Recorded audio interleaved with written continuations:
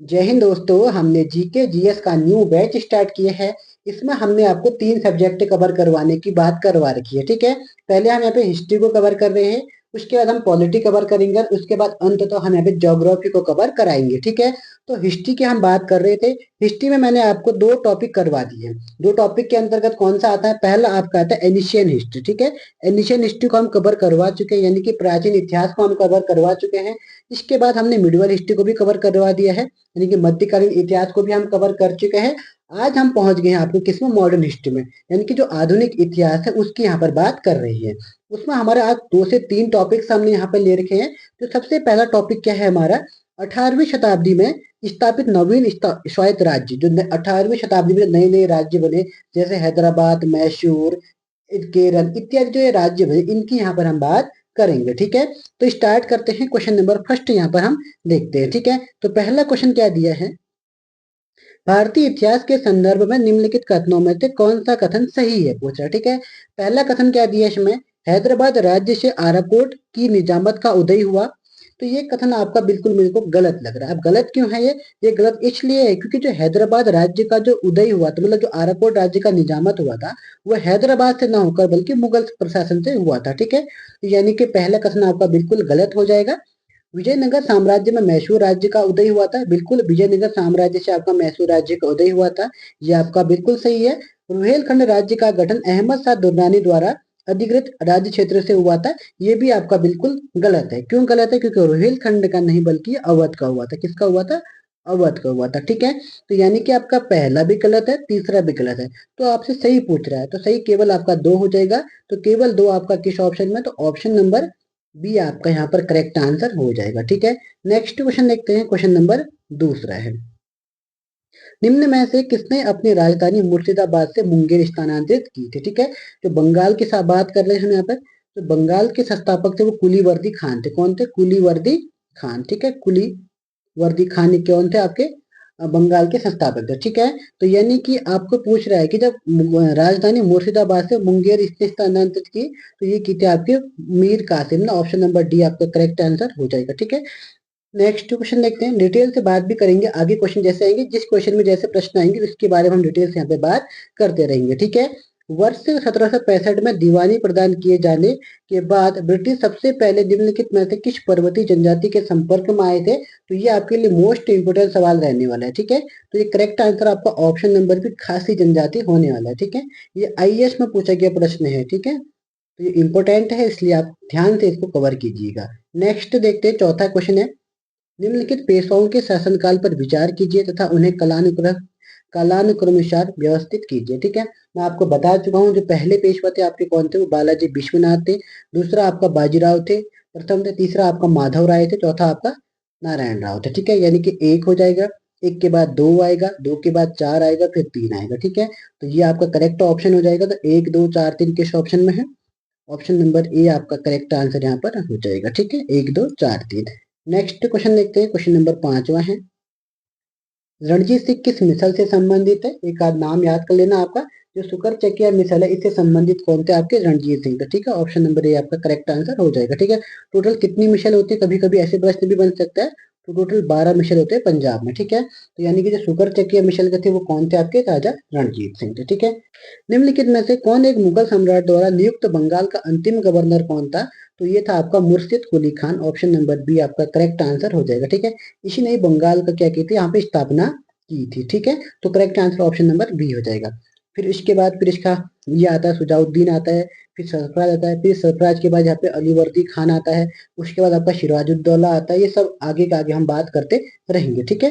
Next question देखते हैं। Question number 7वां है, सिराजुद्दौला लॉर्ड क्लाइव द्वारा परास्त हुआ था, किस युद्ध में हुआ था? तो यह हुआ था आपका प्लासी का युद्ध। प्लासी का युद्ध कब हुआ था? आपका 1757 में। ये आपको याद रखना होगा, ठीक है। कब होता है? 1757 ईस्वी में प्लासी का युद्ध होता है, ठीक है। बक्सर का युद्ध 1764 ईस्वी में होता है, ये भी आपको याद रखना होगा। वांडीवास का युद्ध 1760 में ये भी हुआ था, ये भी आपको याद होना चाहिए, ठीक है। नेक्स्ट क्वेश्चन देखते हैं। क्वेश्चन नंबर 8वां है, किस सिख गुरु ने फारसी में जफरनामा लिखा था? ठीक है, पहले आपको पता करना होगा कि जफरनामा क्या हुआ था। ठीक है, गुरु गोविंद सिंह ने कुछ प्रॉब्लम के चक्कर में जो मुगल बादशाह था औरंगजेब को कुछ एक पत्र लिखा था। उसमें कुछ कमियां या जो कुछ भी था मुगल वंश के बारे में, अपनी जो गांव की स्थिति थी उसके बारे में बताया था किसको? औरंगजेब को। ठीक है, उसी को क्या बोलते हैं हम? जफरनामा। कहीं कहीं पे आपको फतेहनामा भी देखने को मिल सकता है। ठीक है, तो करेक्ट आंसर आपका ऑप्शन नंबर सी हो जाएगा। नेक्स्ट क्वेश्चन देखते हैं, क्वेश्चन नंबर 9 है, आदि ग्रंथ किसने संकलित किया था? तो ये क्या था आपका? गुरु अर्जुन देव ने। ऑप्शन नंबर सी आपका करेक्ट आंसर हो जाएगा। ठीक है, टोटल जो गुरु नानक थे, मतलब जो आपका सिख वंश, जो सिख था, सिख में टोटल 10 गुरु आते हैं। ठीक है, तो पहले गुरु आपके गुरु नानक थे और अंतिम गुरु आपके गुरु गोविंद सिंह थे। ठीक है, याद रखना। नेक्स्ट क्वेश्चन देखते हैं, क्वेश्चन नंबर 10 है, किस सिख गुरु की मुगल बादशाह जहांगीर ने हत्या करवा दी थी? तो मुगल बादशाह जहांगीर ने किसकी हत्या करवाई थी? तो ये करवाई थी आपके ऑप्शन नंबर सी गुरु अर्जुन देव की। ठीक है, अगर आपसे पूछेगा औरंगजेब ने किसकी हत्या कराई थी, तो गुरु तेग बहादुर की। लेकिन अभी पूछ क्या रहा है आपका? मुगल बादशाह जहांगीर ने, तो गुरु अर्जुन देव की उन्हें हत्या करवा दी थी। ठीक है, नेक्स्ट क्वेश्चन देखते हैं, क्वेश्चन नंबर 11 है, निम्नलिखित में से किसे जाटों का अफलातून कहा जाता है? ठीक है, तो ये कहते हैं आपको सूरजमल को। ऑप्शन नंबर सी आपका करेक्ट आंसर हो जाएगा। ठीक है, कभी कभी ऐसे प्रश्न बनने के भी चांसेस रहते हैं, इसलिए आप देखिएगा इनको। ठीक है, क्वेश्चन नंबर 12 है, बंगाल के किस नवाब ने यूरोपीय की तुलना मधुमक्खी से की है? तो ये किसने किया? आपका करेक्ट आंसर आपका ऑप्शन नंबर ए हो जाएगा, अलीवर्दी खान ने, जो बंगाल के नवाब की तुलना, यूरोपीय की तुलना मधुमक्खी से की। ठीक है, इस बंगाल के नवाब ने यूरोपीय की तुलना किससे कर दी? के मधुमक्खी से की है। ठीक है, इसका कहना था कि अगर हम जितना भी मतलब अंग्रेजों को जब तक न छेड़ा जाए तब तक वो हमारे मतलब कुछ नहीं करते, लेकिन जैसे हम इसको छेड़ेंगे तो वो हमको ज्यादा मारेंगे। तो ये correct answer option number A हो जाएगा। ठीक है, नेक्स्ट क्वेश्चन देखते हैं, क्वेश्चन नंबर 13 है, किसने फ्रांसीसी विशेषज्ञों की मदद से डिंडीगुल में एक आधुनिक शस्त्रागार स्थापित किया था? तो ये किसने किया था? आपका करेक्ट आंसर हो जाएगा option number B, Hyder Ali ने किया था। ठीक है, याद रखना। अभी हम इसकी बात भी करेंगे, जो कैनेटिक वॉर हुए थे सारे बात करेंगे। आप धीरे धीरे क्लास में आप बने रहिए। ठीक है, थोड़ा लंबी क्लास भी हो सकती है, बट डिटेल्स हम आपको यहाँ पर आज समझाऊंगा। ठीक है, तो अब हम बात करते हैं यहाँ पर भारत में यूरोपियों का आगमन। कैसे भारत में कौन कौन यूरोपीय आते हैं, किस किस की बात करते हैं, वो हम यहाँ पे बात करेंगे। ठीक है, तो पहले कुछ यहाँ पे डिटेल हम बात कर लेते हैं। ठीक है, तो एक आपको ट्रिक याद करनी है, तो पी ई डी, पेड, कर, दे, फीस, ये आपको याद होना चाहिए। ठीक है, पी से आता पुर्तगाली होता है, ई से आपका इंग्लैंड वाले हो गए, डी से आपके डच हो जाए, कर से कुछ नहीं होगा, डी से आपका डेनिश हो जाएगा, फी से आपके फ्रेंच हो जाएगा, और सौ से आपका स्पेनिश हो जाएगा। ठीक है, लेकिन जो इंग्लैंड वाले हैं ना, इंग्लैंड वाले, इनकी कंपनी तो 1600 ईस्वी में आती है, लेकिन ये भारत आते हैं आपके 1608 में। ठीक है, तो ये आपका ऐसे 1608 होना चाहिए। 1600 में तो ये भारत में कंपनी, मतलब ईस्ट इंडिया कंपनी की स्थापना करते हैं 1600 ईस्वी में, लेकिन ये आते कब है? 1608 में आते हैं। ठीक है, तो इसकी बात हम आगे क्वेश्चन में करेंगे। तो स्टार्ट करते हैं, क्वेश्चन नंबर फर्स्ट है यहाँ पे, भारतीय इतिहास के संदर्भ में निम्नलिखित कथनों पर विचार कीजिए। डच लोगों ने पूर्वी तटीय क्षेत्रों में गजपति शासकों द्वारा प्रदान की गई जमीनों पर अपनी फैक्ट्री या गोदाम स्थापित किए थे। ये पहला कथन आपको गलत दिया गया। ठीक है, डच लोगों ने पूर्वी तटीय क्षेत्रों पर ये मतलब जमीन, अपनी फैक्ट्री या गोदाम स्थापित तो किए थे, लेकिन उस समय जो गजपति शासक नहीं थे। ठीक है, तो उस समय वहां के शासक कौन थे? तो वहां पे गजपति शासक के बदले वहां पुलिकट था, मतलब पुलिकट के जो शासक थे वो थे। ठीक है, तो गजपति नहीं थे। गजपति तो इससे पहले ही खत्म हो गए थे, जब ये डच लोग यहाँ पर शासन करने के लिए आते हैं, उससे पहले ही जो गजपति शासक थे इनका यहाँ पर अंत हो जाता है। तो इसलिए हम पहला कथन को यहाँ पे गलत कहेंगे। ठीक है, दूसरा क्या है, अल्फांसो दी अल्बुकर्क ने बीजापुर सल्तनत से गोवा को छीन लिया था। यह आपका बिल्कुल सही है, दूसरा आपका करेक्ट आंसर है। ठीक है, तीसरा क्या कह रहा है, अंग्रेजी ईस्ट इंडिया कंपनी ने मद्रास में विजयनगर साम्राज्य के प्रतिनिधित्व से पट्टी पर ली गई जमीन के एक प्लॉट पर फैक्ट्री स्थापित की थी। तो ये भी आपका बिल्कुल सही है। ठीक है, तो 2 और 3 आपका सही हो जाएगा, तो पहला आपका गलत हो जाएगा। तो 2 और 3 किस ऑप्शन में? तो ऑप्शन नंबर बी आपका यहाँ पर करेक्ट आंसर हो जाएगा। ठीक है, नेक्स्ट क्वेश्चन देखते हैं, क्वेश्चन नंबर दूसरा है, 17वीं शताब्दी के पहले चतुर्थांश में निम्नलिखित में कहाँ इंग्लिश ईस्ट इंडिया कंपनी का कारखाना स्थित था? ठीक है, तो कहाँ कहाँ था आपका? एक तो इसमें था आपका भरूच में, कहाँ था आपका? भरूच में था। उसके अलावा कहाँ था आपका? ये सूरत में था आपका। सूरत के बाद आपका आगरा में भी था। आगरा के बाद आपका आगरा के बाद आपका अहमदाबाद में था। अहमदाबाद के बाद आपका मछलीपट्टनम में था। ठीक है, इतनी जगहों पे था, लेकिन ये चित्राकोल में भी नहीं था और तिरुचुनापल्ली में भी नहीं था, दोनों में नहीं था। ठीक है, तो आपका तो तिरुचुनापल्ली अभी तमिलनाडु में पड़ता है और जो त्रिकाकोल है ये अभी आपका पड़ता है आपका चिकागोल, ये आंध्र प्रदेश में पड़ता है, एपी में पड़ता है, ठीक है। तो आपका करेक्ट आंसर केवल एक हो जाएगा, तो केवल एक किस ऑप्शन में, तो ऑप्शन नंबर ए आपका यहाँ पर करेक्ट आंसर हो जाएगा, ठीक है। तीसरा क्वेश्चन देखते हैं, निम्नलिखित कथनों पर विचार कीजिए। मृदा के स्वरूप तथा उपज के गुणों के आधार पर भूमि राजस्व का मूल्यांकन। दूसरा क्या दिया है, युद्ध में चलती फिरती तोपों का उपयोग, तंबाकू और लाल मिर्ची की खेती। उपयुक्त में से कौन से अंग्रेजों को भारत की देन थी, ठीक है। अंग्रेजों ने भारत को कौन कौन सी चीजें दी गई थी, ठीक है। पहला आप ध्यान से देखिए, मृदा के स्वरूप तथा उपज के गुणों के आधार पर भूमि राजस्व का मूल्यांकन। ये तो अंग्रेज कभी कर ही नहीं सकते थे, क्यों? क्योंकि अंग्रेज को मेन उद्देश्य था पैसा कमाना। अब वो पैसा कमाने के लिए कोई क्या भूमि कैसे, उससे कोई उनको मतलब नहीं था, ठीक है। तो पहला क्वेश्चन आपका बिल्कुल गलत हो जाएगा, ये अंग्रेजों ने देन नहीं थी। युद्ध में चलती फिरती तोपों का उपयोग, ये भी किसकी देन थी, ये आपके बाबर की देन थी, ठीक है। बाबर ने ही पहली बार आपका जो पानीपत का पहला प्रथम युद्ध हुआ था उसमें बाबर ने तोपों का यहाँ पर उल्लेख की बात मिलती है हमें, ठीक है। और तंबाकू और लाल मिर्च का खेती तो आपको किसने की थी, तो ये तो 1605 में किया था, किसने, पुर्तगाली ने, 1605 में किसने किया था, पुर्तगाली ने किया था, ठीक है। तो यानी कि ये ना तो ये सही है, ना ये सही है, ना ये सही है, तीन के तीन आपके गलत कथन दिए हैं। तो correct answer option number D हो जाएगा, ठीक है। नेक्स्ट क्वेश्चन देखते हैं, क्वेश्चन नंबर चौथा है, किस मुगल सम्राट के काल में इंग्लिश ईस्ट इंडिया कंपनी ने भारत में सर्वप्रथम कारखाना स्थापित किया था, ठीक है। तो ये याद रखना, ठीक है। तो ईस्ट इंडिया कंपनी ने सर्वप्रथम कारखाना कब खोला था, ये आपका अकबर के शासनकाल में खोला होगा या जहांगीर के शासनकाल में, ये आपके लिए इंपॉर्टेंट है, ठीक है।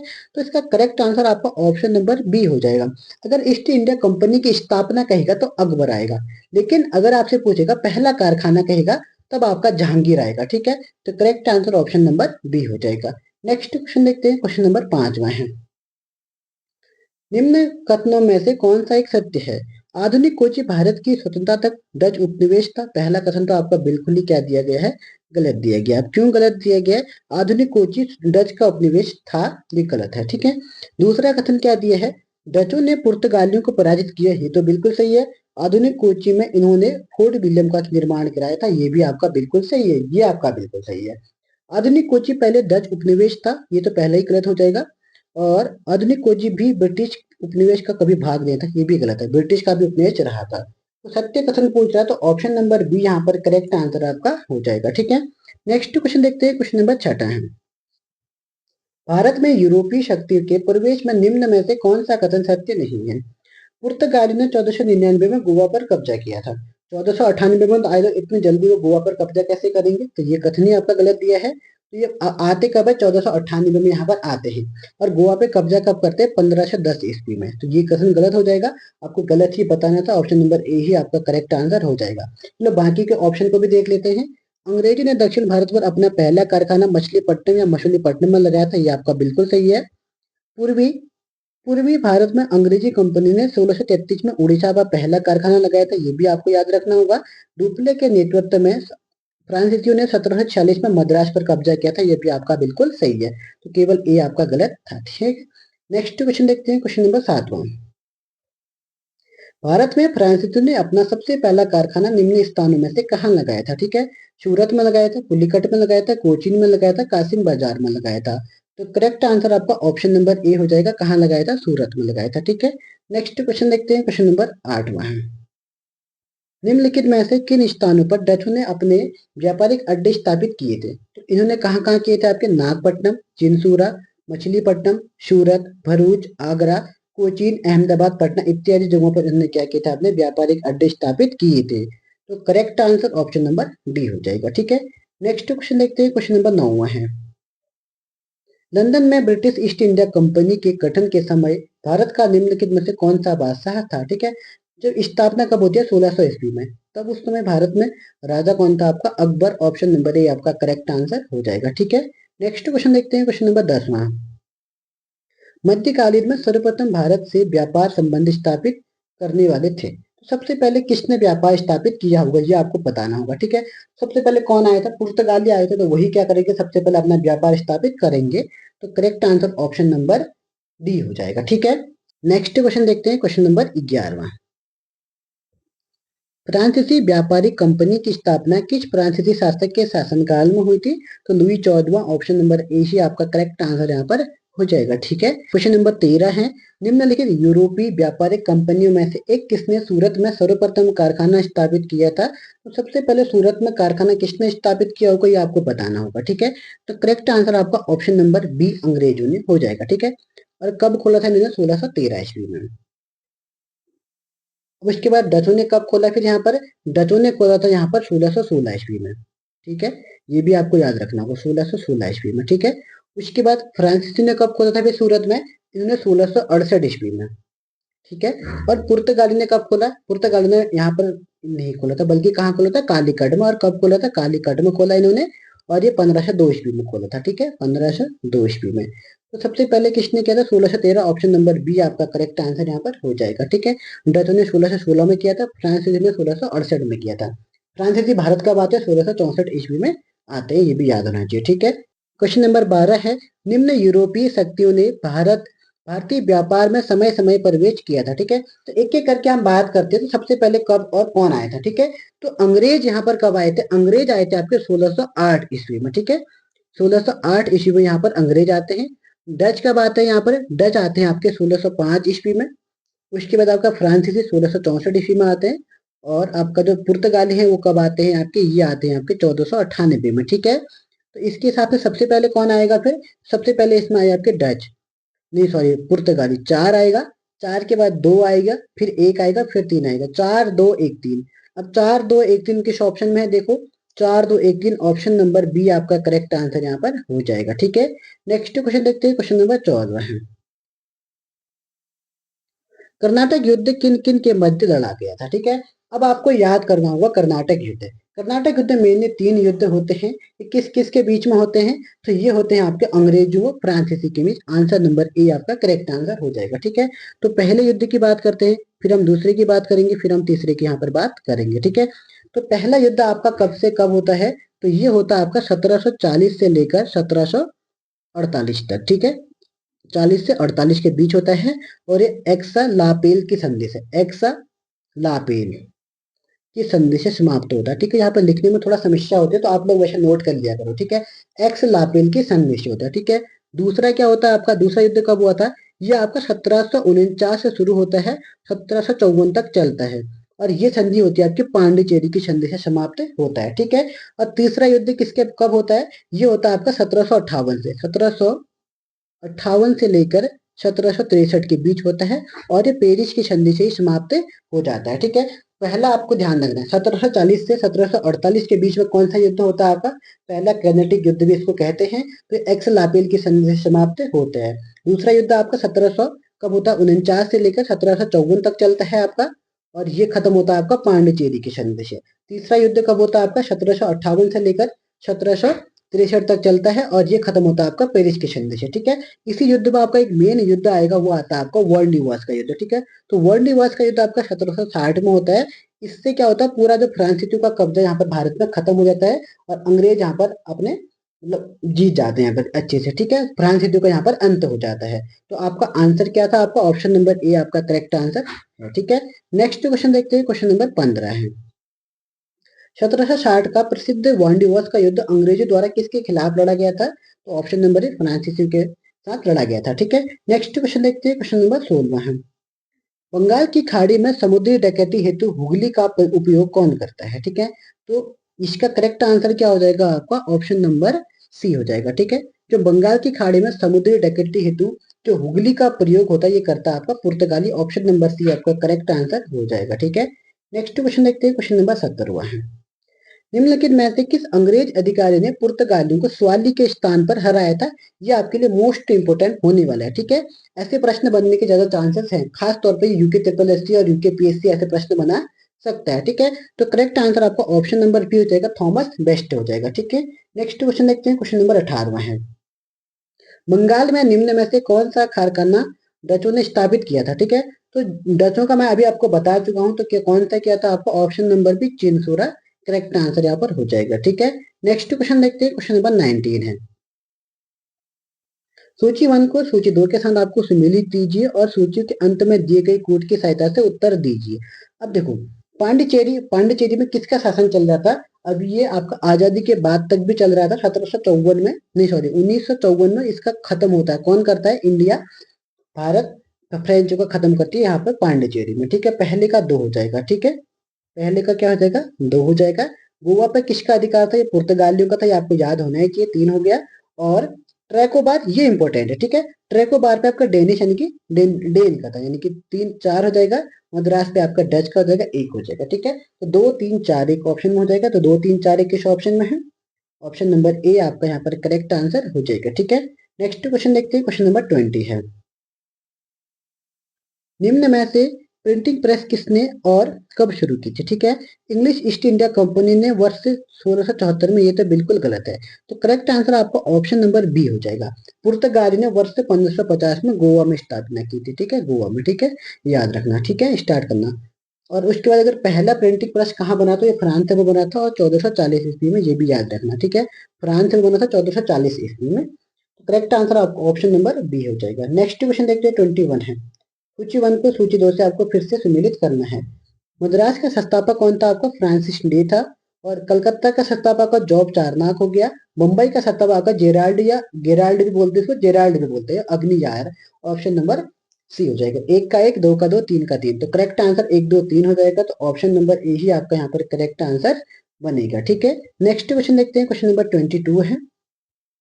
किस गवर्नर के कार्यकाल में ईस्ट इंडिया कंपनी को शाह आलम द्वितीय द्वारा बंगाल, बिहार तथा उड़ीसा में दीवानी के अधिकार दिए गए थे? तो ये किसके शासनकाल में दिए गए थे? आपके ऑप्शन नंबर है लॉर्ड क्लाइव। उस समय कौन होगा आपका गवर्नर जनरल? तो ये था आपका Lord Clive. Option number A आपका यहाँ पर करेक्ट आंसर हो जाएगा, ठीक है। तो अब हम यहाँ से बात करते हैं अंग्रेजों की भारत विजय, ठीक है।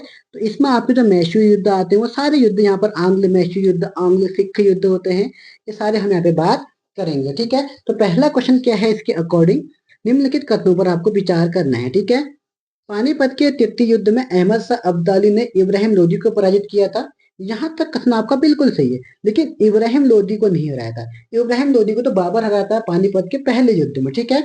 लेकिन यह कह रहा है कि अहमद शाह अब्दाली ने किसको हराया था, ठीक है। तो इसने मराठाओं को हराया था, ठीक है। किसको? उसमें भी कौन थे आपके जो यहाँ पर पेशवा थे? वो बालाजी बाजीराव थे। ये भी आपको याद रहना चाहिए। तो पहला आपका गलत हो जाएगा।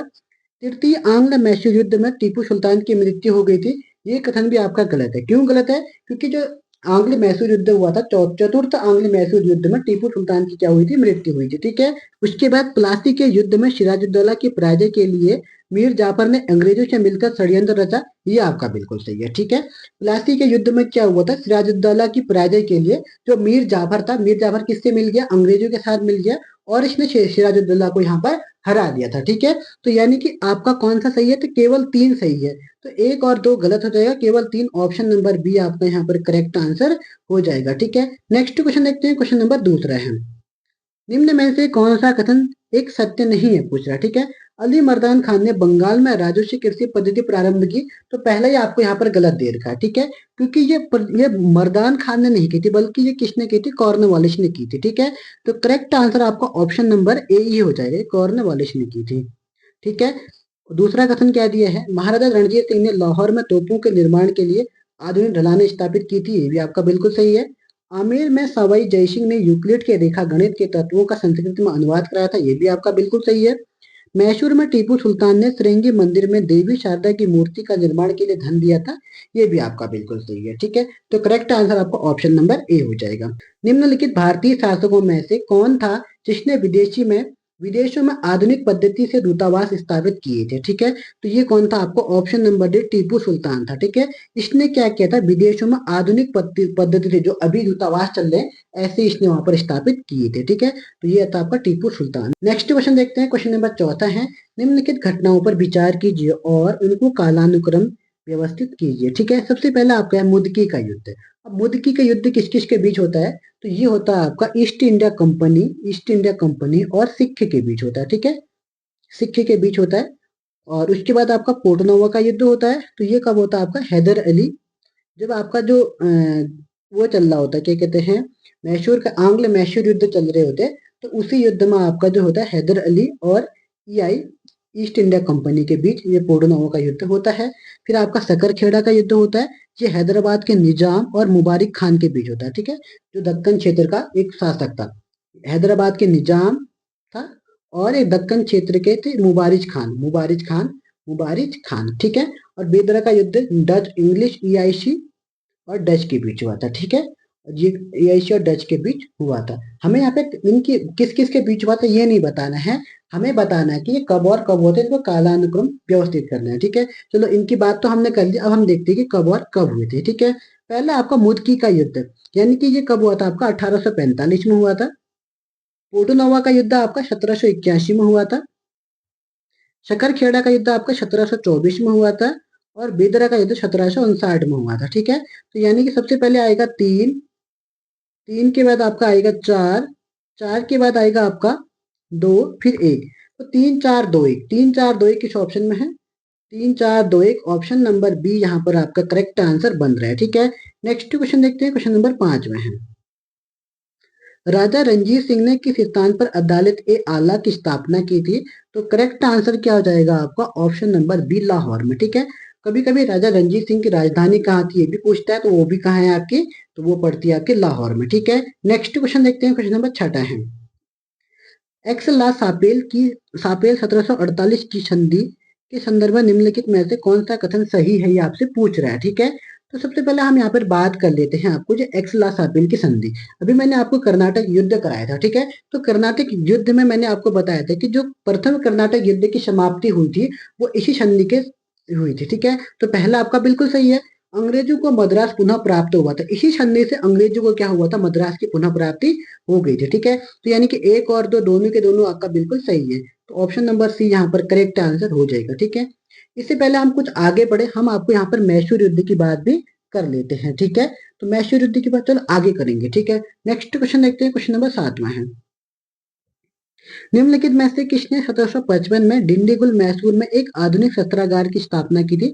अभी आपको कराया था क्वेश्चन है, किसने की थी आपकी? Hyder Ali, option number B correct answer यहाँ पर हो जाएगा, ठीक है। नेक्स्ट क्वेश्चन देखते हैं, क्वेश्चन नंबर हमारा 8 में है। सूची 1 को सूची 2 के साथ आपको सम्मिलित करना है, ठीक है। इलाहाबाद की संधि किस किस के बीच होती है पहले आपको ये बताना होगा, ठीक है। इलाहाबाद की संधि हुई थी आपके जो शाह आलम द्वितीय और जो आपका कौन था, शाह आलम द्वितीय और अंग्रेजों के बीच हुई थी 1765 में हुई थी, ठीक है। पहले का हो जाएगा 4।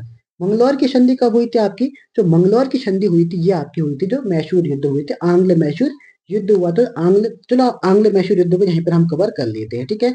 तो यहाँ से बात करते हैं, एक पहला, दूसरा, तीसरा, 3 आंग्ल मैसूर, 4 होते वैसे, ठीक है। तो पहला युद्ध होता है आपके, ये होता है आपके मेनली जो आपके मैसूर के निजाम होते हैं, जो हैदराबाद के निजाम होते हैं, उनके और अंग्रेजों के बीच होते हैं, ईआईसी और उनके बीच यहाँ पर होते हैं, ठीक है। जो पहले इसमें होता है हैदर अली, कौन होता है? हैदर अली होता है। और ये कब हुआ था? 1767 के बीच होता है, 1767 से लेकर 69 तक, 1767 से 1769 में होता है, ठीक है। और ये किस संधि से समाप्त होता है आपका? मद्रास की संधि से समाप्त हो जाता है, ठीक है। दूसरा होता है आपका, ये भी आपका सेम होता है, इसमें आपका टीपू सुल्तान भी हिस्सा लेते हैं। कभी कभी ऐसे भी पूछते हैं टीपू सुल्तान ने पहली बार किस युद्ध में भाग लिया था? तो वो लिया था आपका आंग्ल जो मैसूर युद्ध हुआ था उसके द्वितीय युद्ध में, ठीक है।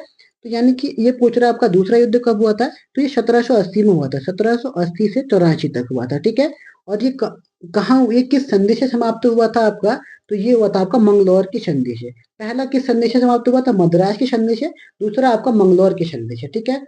फिर आपका आता है तीसरा युद्ध। तो तीसरा युद्ध इसमें भी आपके कौन थे? इसमें भी आपका टीपू सुल्तान और हैदर अली दोनों थे।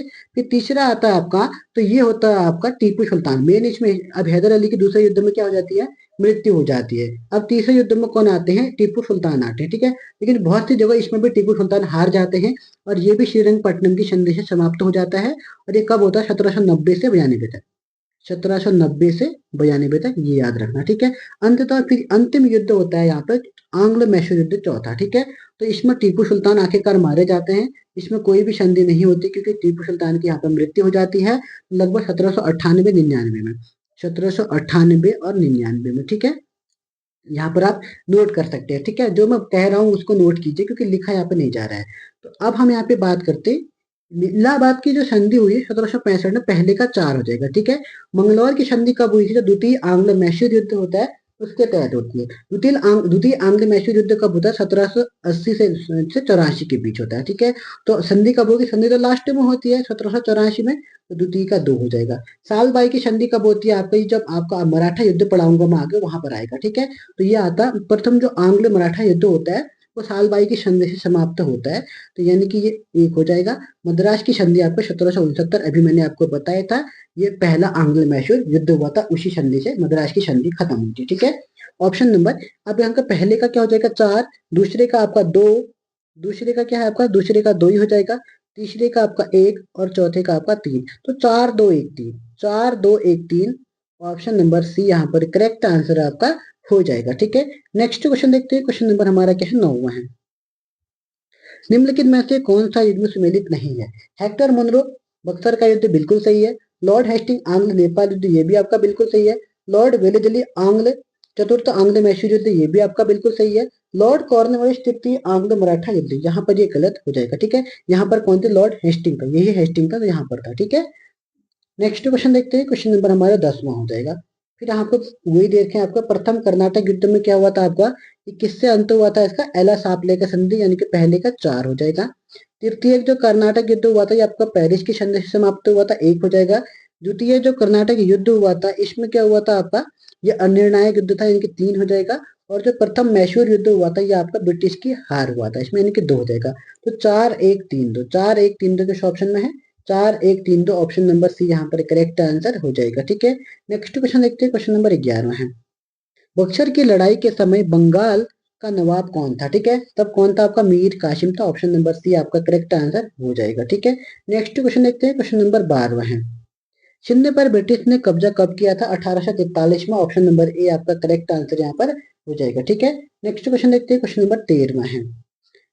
प्रथम आंग्ल मैसूर युद्ध में कौन विजयी हुआ था? ठीक है, तो पहले आंग्ल मैसूर युद्ध में हैदर अली विजयी होते हैं और अंग्रेज यहाँ पर हार जाते हैं, ठीक है।